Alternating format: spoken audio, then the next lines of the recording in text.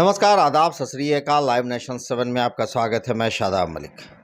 स्वतंत्रता के 75वें सालगिरह के मौके पर हम लोग चर्चा कर रहे हैं देश के उन आंदोलनकारी नेताओं की जिन्होंने अपनी जान की परवाह किए बिना देश को आज़ाद कराने में अहम भूमिका निभाई।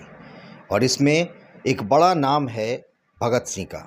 भगत सिंह के बारे में हमने अपने पिछले एपिसोड में उनके बचपन की कई सारी कहानियाँ कहीं। हमारे साथ समीर सर ने वो सारी बातें साझा की। अब वो यहाँ तक पहुँच चुके थे अपने पिछले एपिसोड में कि भगत सिंह ने डीएवी स्कूल में एडमिशन लिया और उसके बाद आगे क्या हुआ, किस तरह से भगत सिंह डीएवी स्कूल के बाद नेशनल कॉलेज में गए और फिर किस तरह से स्वतंत्रता संग्राम में अहम भूमिका उन्होंने निभाई। कई तरह की उनकी जो रोचक कहानियां हैं जो आपने नहीं सुनी, हम उन पर चर्चा करेंगे।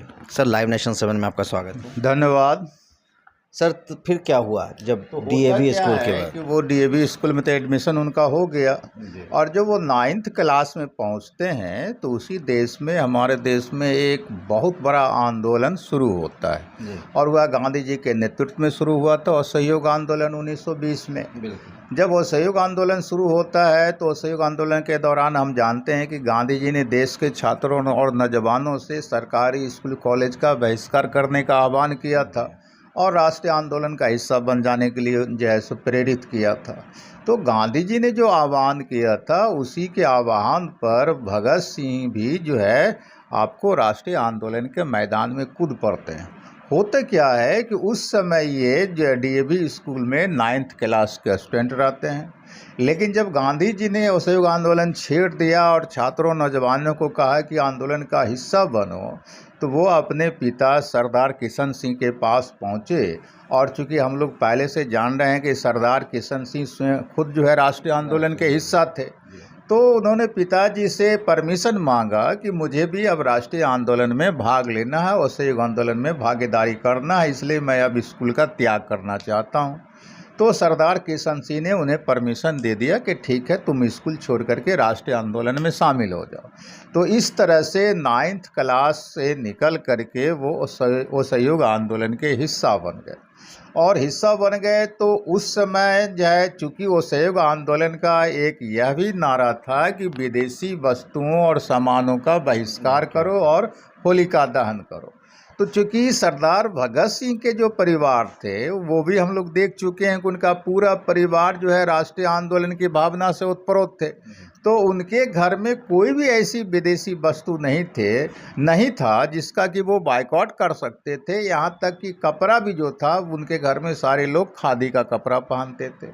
तो अब है कि ये जो बालक भगत सिंह थे वो किस चीज़ का बहिष्कार अपने घर से शुरू करे या फिर विदेशी कपड़ा कहाँ से वो जलावे।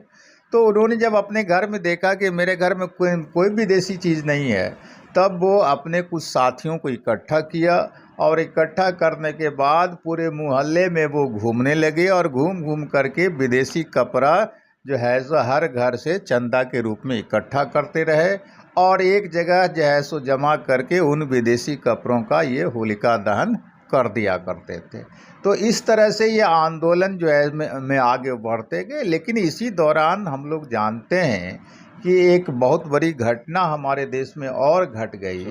वो क्या हो गया कि चौरी चौरा जो है सो कांड हो गया। और चौरी चौरा जब कांड हुआ तो वो 5 फरवरी 1922 को हुआ था। तो होता क्या है कि जो है गांधी जी ने अचानक बिना जो है कांग्रेस पार्टी से या अपने सहयोगियों से विचार विमर्श किए हुए अचानक जो है असहयोग आंदोलन को सस्पेंड करने की घोषणा कर दी। हालांकि इस जो है सो गांधी जी की इस घोषणा का कांग्रेस के अंदर बहुत ज़्यादा विरोध भी हुआ था। खास करके आपको जो है सो मोतीलाल नेहरू और दूसरे लोगों ने काफ़ी जो है सो गांधी जी के इस रवैये का आलोचना किया था। लेकिन ये जो होता है उसका दूसरा साइड इफ़ेक्ट पड़ता है छात्रों और नौजवानों पर कि जो है अब वो क्या करे। जो छात्र और नौजवान जो है स्कूल कॉलेज छोड़ दिया था वो क्या करेगा। तो उनके सामने समस्या पैदा हुआ और यही समस्या भगत सिंह के भी सामने था कि भाई तो वो अब क्या करें। तो उनके सामने अब दो रास्ता जो है सो दिखाई पड़ रहा था। एक रास्ता जो था वो गांधी जी का, तो गांधी जी से तो मुझे है सो निराशा इन लोग को हुई थी, तो गांधीवाद से अब इन लोगों का मोह भंग हो रहा था। लेकिन जो है एक इनके सामने प्रेरणा स्रोत थे करतार सिंह सराभा। तो करतार सिंह सराभा भी राष्ट्रीय आंदोलन के एक महत्वपूर्ण हीरो रहे, और हम जानते हैं कि नवंबर 1915 में उनको अंग्रेज़ों ने फांसी पर चढ़ा दिया। तो करतार सिंह सराभा जो 19 साल की उम्र में फांसी पर चढ़े, तो वो इनके दिमाग में हमेशा कौंधते रहते थे, और वो इस उधेड़ बुन में रहन जैसो कुछ दिन तक रहे कि गांधी जी का रास्ता सही है या करतार सिंह सराभा का रास्ता सही है। अंततः उनको करतार सिंह सराभा बेहतर नजर आए, और वो करतार सिंह सराभा को अपना गुरु, अपना दोस्त और अपना भाई तक कहने लगे थे।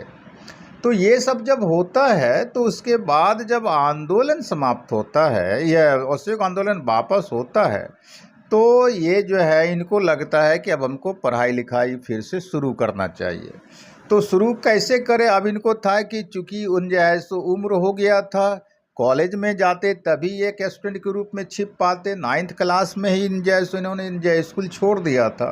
तो अब है कि कॉलेज में इनका कोई एडमिशन कैसे लेगा, और उस समय जो है आपको लाहौर का जो नेशनल कॉलेज था जिसकी स्थापना लाला लाजपत राय ने किया था, वो नेशनल मूवमेंट का और बौद्धिक तबके का, पढ़े लिखे तबके का बेहतरीन सेंटर बना हुआ था, जहाँ की हर देसी विदेशी मुद्दों पर और राष्ट्रीय आंदोलन के मुद्दे पर हर दिन बहस होता था, हर दिन सेमिनार होता रहता था। उसको आप अभी के जेएनयू से भी जोड़ सकते हैं, समझ सकते हैं कि जैसे जेएनयू में नेशनल इंटरनेशनल मुद्दे पर हर दिन कोई न कोई सेमिनार, कोई न कोई डिबेट होता है, चार लड़का मिल गया तो आपस में बहस करना शुरू करता है, तो वही अवस्था उस समय नेशनल कॉलेज लाहौर का था। तो इनकी मंशा थी कि हम नेशनल कॉलेज लाहौर में एडमिशन लें, लेकिन सवाल एडमिशन हो कैसे? 9th क्लास में ही तो आपने पढ़ाई छोड़ दिया। तो ये एक दिन अचानक पहुंच गए लाला लाजपत राय के जैसे घर पर, और उनसे काफ़ी रिक्वेस्ट किया कि मैं राष्ट्रीय आंदोलन का हिस्सा बना, लेकिन गांधी जी ने जो रास्ता जो तरीका अपनाया है, अब हम लोग क्या कर सकते हैं, हम लोग को फिर पढ़ना है, तो आप हमारा एडमिशन अपने कॉलेज में ले लीजिए। तो लाला लाजपत राय ने इनसे पूछा कि भाई तुम तो 9th क्लास भी नहीं पास है, तो कॉलेज में तुम्हारा कैसे एडमिशन ले लें? तो इन्होंने कहा है कि आप मेरी योग्यता का जो परीक्षा लेना चाहते हैं ले लीजिए, लेकिन आप मेरा एडमिशन लीजिए। तो उन्होंने कहा कि ठीक है, कॉलेज में एडमिशन के लिए हम कुछ तुमको टास्क देते हैं, वो तुमको 2 महीने के अंदर पूरा कर देना होगा। तो जो उन्होंने पढ़ने लिखने का टास्क दिया, उसका 2 महीने क्या 1 महीने के अंदर इन्होंने जा कर के पूरा भरभली सुना दिया, जो उन्होंने टास्क दिया था कि ये तुमको जान लेना है, तभी हम अपने कॉलेज में एडमिशन लेंगे। 2 महीने का काम 1 महीने में करके 1 महीने में इन्होंने कर दिया। नतीजा क्या है कि इनका कॉलेज में तो एडमिशन हो गया, लेकिन कॉलेज में जब एडमिशन हुआ नेशनल कॉलेज में, तो रियल में अगर कहिए तो भगत सिंह का जो विचारधारा है और जो उनकी सोच का स्तर है, उसको इसी नेशनल कॉलेज से ही पंख लगता है। तो जब पहले से तो जो क्रांतिकारी मिजाज था तो था ही, लेकिन जब यहाँ पहुँचे तो यहाँ बौद्धिक रूप से, मतलब पढ़ाई लिखाई के मामले में, ज्ञान के मामले में ये काफ़ी मजबूत हो गए। मजबूत होने का वजह यह था कि अंजय यहाँ के जो प्रिंसिपल थे, आपको जैसो प्रिंसिपल साहब का नाम था, आपको जैसो जुगल किशोर। जुगल किशोर जो है खुद एक देश के बहुत बड़े क्रांतिकारी थे, भाई परमानंद उनके वो भाई थे, और वहाँ एक बहुत बड़े इतिहासकार भी शिक्षक के रूप में थे, आपको जैसो विद्यालंकार साहब। तो विद्यालंकार बहुत बड़े इतिहासकार थे, और उनका संबंध देश के बड़े बड़े क्रांतिकारियों से था। और जो जैसो आपको जुगल किशोर प्रिंसिपल थे, वो भी राष्ट्रीय आंदोलन के समर्थक थे। तो वहाँ इनको इन दोनों से काफ़ी लगाव हो गया। और जब वहाँ एक लाइब्रेरी था, उस लाइब्रेरी में जो है पूरी दुनिया की पुस्तक होती थी, तो इन्होंने वहाँ पहुँच करके दुनिया के जैसो प्रसिद्ध हस्तियों के बारे में पहले जानकारी इकट्ठा किया।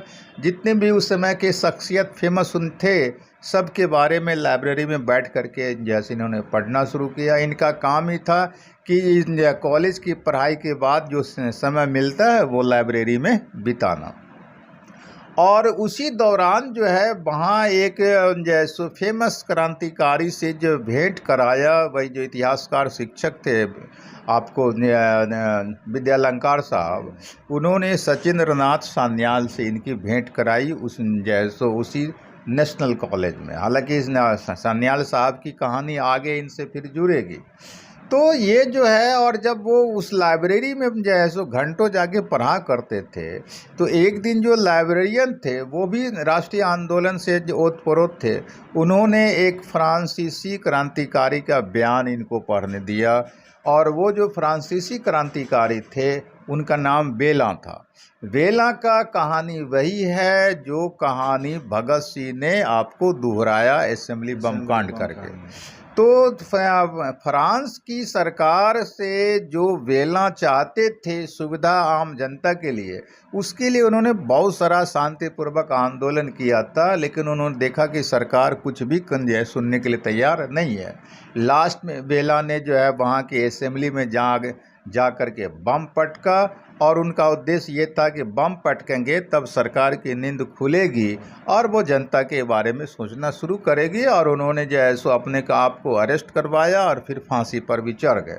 तो बेला का जो वो बयान इन्होंने पढ़ा, तो इनको तो ये उस बयान को पढ़ करके वहीं पर फैसला कर लिया कि अगर हमको भी कभी ऐसा करने का मौका मिलेगा तो मैं भी इसी तरह का कांड दोहराऊंगा। उसी से इंस्पिरेशन को मिला, उन्हीं से प्रेरणा मिला उन्हें, वही फ्रांसीसी क्रांति बेला से इनको कि वो बम जैसो असेंबली में बम कांड करने का। तो ये सारी जैसो बातें हो रही थी। तो इसी दौरान क्या होता है कि इनकी जो दादी थी जिनका नाम जयकौर था, जयकौर ने जो है इनकी शादी का डेट तय कर दिया। और शादी का जब डेट तय कर दिया तो इस बात की जानकारी जो इनके परिचित जैसो नए साथी वहाँ बने थे नेशनल कॉलेज में, सचिंद्रनाथ सान्याल, उनको पता चला कि भगत सिंह की शादी होने वाली है। और चूँकि जयकौर जो इनकी दादी थी, पहले हम लोग बता चुके हैं कि उनका घर में गजब का इज्जत था और कोई उनकी बातों को काटने का साहस नहीं कर सकता था। तो यही वजह था कि भगत सिंह के जो पिताजी सरदार किशन सिंह थे वो भी उनकी बात को नहीं काट सके, और वो भी तैयार हो गए कि ठीक है दादी जो करना चाहती है कर ले। लेकिन जब इस बात की भनक सचिंद्रनाथ सान्याल को लगी तो उन्होंने भगत सिंह को बुला करके पूछा कि सुना कि तुम्हारी शादी होने जा रही है। तो उन्होंने कहा कि हाँ दादी जी ने तय कर दी है। तो कहा कि तब तुम राष्ट्रीय आंदोलन के लिए काम कैसे करोगे और अपना उद्देश्य कैसे पूरा करोगे। तो उन्होंने कहा कि क्या दिक्कत है, हम शादी के बाद भी कर सकते हैं। तो सचिंद्रनाथ सान्याल ने कहा कि इतना आसान नहीं है, तुम्हारा और हमारा जो रास्ता है वो इतना आसान नहीं है कि पारिवारिक ज़िंदगी के साथ साथ तुम राष्ट्रीय आंदोलन के हिस्सा बन सको। दोनों में से तुमको कोई एक रास्ता चुनना होगा, चाहे तो शादी करके अपना गृहस्थ जीवन बिताओ या फिर बिना शादी करके तुम राष्ट्रीय आंदोलन के हिस्सा बनो। तो जैसो भगत सिंह ने सचिंद्रनाथ सान्याल से पूछा कि आपका क्या सलाह है। तो सचिंद्रनाथ सान्याल ने कहा कि मेरी सलाह है कि तुम जैसा नौजवान राष्ट्रीय आंदोलन के हिस्सा बनो। तो इन्होंने कहा कि बेशक तब मैं वही करूँगा। और होता क्या है कि उसी दिन शाम में वो लाहौर गए, अपने पिताजी के टेबल पर उन्होंने एक लेटर लिख करके दराज में रख दिया। और उस लेटर में का मूल बात यही था कि उन्होंने लिखा कि मेरी ज़िंदगी जो है आपको मकसद आला के लिए वक्फ हो चुका है। मकसद आला मतलब देश की स्वाधीनता, आम जैसो जनता के हित में काम करने के लिए मेरी ज़िंदगी जो है समर्पित हो चुकी है। इसलिए मैं अब घर से चला, मैं पारिवारिक ज़िंदगी नहीं जी सकता। और जब इस बात की जानकारी दूसरे दिन घर के लोगों को हुआ तो सारे के सारे लोग जो है सन्न रह गए। और ये जो वहाँ से लाहौर से निकले, किसी को नहीं बताया कि वो कहाँ जा रहे हैं, किसी को नहीं बताया। और केवल एक व्यक्ति जानता था, वो सचिंद्रनाथ सान्याल। सान्याल ने से इन्होंने कहा कि मैं तो अब घर छोड़ दिया, लाहौर में रहूँगा तो घर के लोग कहीं न कहीं ढूंढ ही लेंगे, तब हम कहाँ जाएं। तो उन्होंने कहा कि तुम कानपुर चले जाओ, और उस समय लाहौर के साथ साथ कानपुर भी राष्ट्रीय आंदोलनकारियों का एक बहुत बड़ा सेंटर हुआ करता था। तो उन्होंने सचिंद्रनाथ सान्याल ने इनको कानपुर भेज दिया, और कानपुर में जो है जब आए तो यहाँ कई बंगाली क्रांतिकारी पहले से रह रहे थे, जिसमें कि आपको अजय घोष भी थे, विजय कुमार सिन्हा थे, और जो सो भगवती चरण बोहरा थे। ये सारे लोग जो हैं आपको कानपुर में रह रहे थे। हाँ, तो उसमें से अजय घोष राष्ट्रीय आंदोलन के बाद भारतीय कम्युनिस्ट आंदोलन के बहुत बड़े जैसो नेशनल लीडर भी बने। तो यहाँ जब पहुँचे तो यहाँ पर कोई इनका परिचय नहीं था, और सबसे बड़ी बात थी कि यहाँ आने के बाद खतरा से भी बाहर नहीं था कि भाई कब पुलिस अरेस्ट कर लेगी नहीं करेगी। या दूसरी बात यह हुई कि रोटी की भी समस्या हो गई, कुछ तो इनके पास था नहीं इन लोगों के पास में। तो अंत में इन्होंने नाम बदल करके जो है अखबार में काम करना शुरू किया, और वो भी अखबार जो है बहुत ही फेमस पर्सनालिटी के द्वारा प्रकाशित होता था, गणेश शंकर विद्यार्थी के द्वारा। तो कानपुर से निकलने वाला जो अखबार था गणेश शंकर विद्यार्थी के द्वारा, उसका नाम प्रताप था। प्रताप में जा कर के इन्होंने जो है काम करना शुरू कर दिया, और अखबार में जब तक काम नहीं मिला था तो कुछ दिन तक ये अखबार बेचे, हॉकर का काम किए थे इन्होंने। अखबार में मतलब प्रताप में काम करने से पहले घरे घर ये अखबार जाकर के बेचा करते थे, ताकि खाने पीने के लिए जो है सो कुछ पैसा उपलब्ध हो जाए। लेकिन जब अखबार में गणेश शंकर विद्यार्थी जो खुद उतने बड़े जो है सो पत्रकार थे, उनके अखबार में गए, उनसे चूँकि पहले से इनका कोई परिचय था नहीं, तो वहाँ इन्होंने अपना नाम बदल करके काम करना शुरू किया। वहाँ इन्होंने अपना नाम बलवंत सिंह रखा था, और वहाँ जब अखबार में काम करना शुरू किया तो बहुत अच्छा से काम कर रहे थे। तो बहुत जल्दी जो है आपको गणेश शंकर विद्यार्थी का जब विश्वास इन्होंने जीत लिया।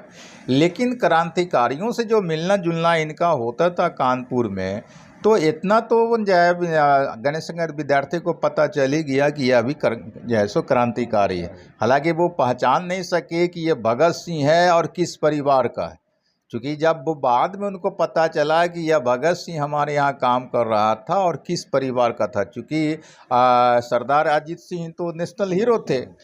तो जब उनको खतरा महसूस होने लगा आपको गणेश शंकर विद्यार्थी को कि ये क्रांतिकारियों से मिलता है और पुलिस अब इस पर शक करने लगी है, तो उन्होंने क्या किया कि बलवंत सिंह मतलब भगत सिंह को अपने यहाँ से कानपुर से हटा दिया, और हटा करके भेज दिया एक अलीगढ़ में एक सादीपुर नाम का गांव है।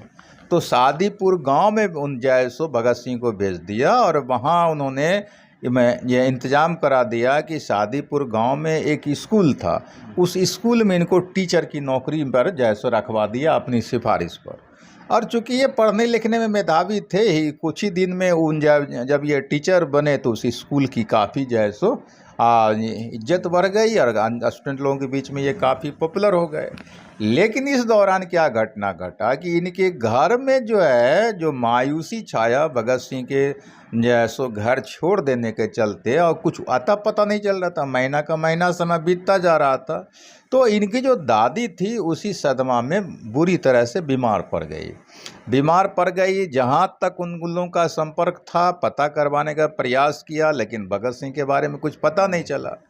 लास्ट में जो है भगत सिंह के जो पिताजी थे आपको सरदार किशन सिंह, उन्होंने वंदे मातरम, उस समय अखबार चला करता था, वंदे मातरम अखबार में एक विज्ञापन छपवाया जो है सो भगत सिंह के नाम से कि तुम्हारी दादी बहुत ज़्यादा बीमार है, सीरियस है, तुम जहाँ कहीं भी हो आकर के एक क्षण के लिए मुलाकात कर लो। तो वो अखबार, वो विज्ञापन जैसो देखने का मौका मिला था गणेश शंकर विद्यार्थी को भी। हालांकि भगत सिंह नहीं देख सके थे उस विज्ञापन को या उस सूचना को, लेकिन गणेश शंकर विद्यार्थी को देखने का मौका मिला। लेकिन उनको तब तक ये पता नहीं था कि वो बलवंत सिंह ही भगत सिंह है, तो उन्होंने उस पर कोई ध्यान नहीं दिया। और इसी दौरान जो है भगत सिंह को भी अपने घर की याद आ रही थी, तो उन्होंने अपने एक जैसो गाँव के दोस्त जिसका नाम रामचंद्र था, रामचंद्र को एक लेटर इन्होंने जैसो लिखा क्या, और कहा कि जरा जैसो गांव का और घर परिवार का हालचाल बताना, लेकिन मेरे बारे में किसी को नहीं बताना कि मैं कहाँ हूँ और किस हालत में हूँ। और तो रामचंद्र को जब ये लेटर मिला तो वह आपने उन जैसो क्या किया कि भगत सिंह का ही ये भगत सिंह के ही एक गांव के दोस्त थे जयदेव गुप्ता, तो जयदेव गुप्ता से को इन्होंने बताया रामचंद्र ने, और तब जो है सो उन लोग वो आए कानपुर जब आए तो गणेशशंकर विद्यार्थी ने कहा कि बलवंत सिंह हमारे यहाँ काम करता था, वो अलीगढ़ चला गया है।